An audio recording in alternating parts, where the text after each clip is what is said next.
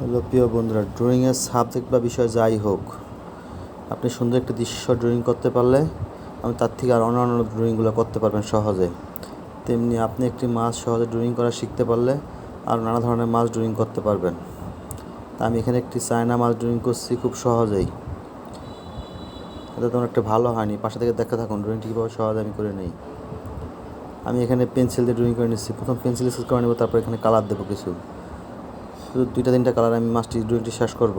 আমার এই পেজটি ভীষণ ঝুঁকিতে আছে, তাই লাল হয়ে আছে আমার এই পেজটি, কারণ আমি দীর্ঘদিন ধরে কোনো ভিডিও তৈরি করতে পারছি না, বিভিন্ন শারীরিক অসুস্থ এবং বিভিন্ন ব্যস্ততার কারণে। তাই আজকে বসে আপনাদের ড্রয়িং করার জন্য। তাই পেজটি আমার ফলো দিয়ে পাশে থাকবেন এবং আমার ভিডিওটি যদি পারেন শেয়ার করবেন। দয়া করে আমার পেজটি একটু লাল না করে একটু সবুজ করে দিন, আপনারা একটু সহযোগিতা করে। ড্রয়িং করার জন্য মনোবল হারিয়ে যাচ্ছে, কারণ আপনারা আমার ড্রয়িংটা সাপোর্ট করছে না, তাই মনোবল হারিয়ে যাচ্ছে। তারপর আজকে মনোবল নিয়ে বসলাম। ড্রয়িং আমার কাছে খুব প্রিয় একটি বিষয়, তাই ড্রয়িং নিয়ে আপনাদের মাঝে বসলাম। দেখতে থাকুন আমার এই ছোটো ক্ষুদ্র ড্রয়িংটি কীভাবে একটি ড্রয়িং সুন্দরভাবে সাজিয়ে তুলি।